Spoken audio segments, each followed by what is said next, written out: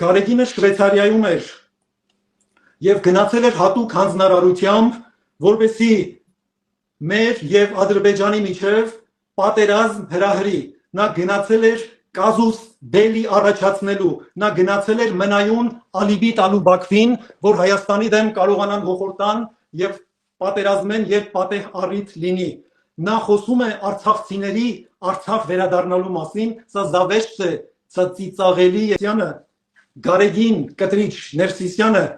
առաջինն է հանձնել եւ սկսել Շուշին հանձնելու ծրագիրը։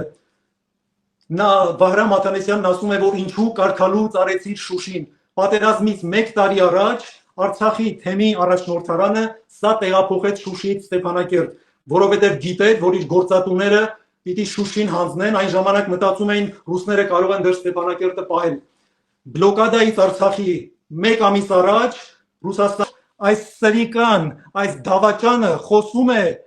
արցախցիների Արցախ վերադարձի մասին, նա Սրբազանին եւ վարդապետի հանում է,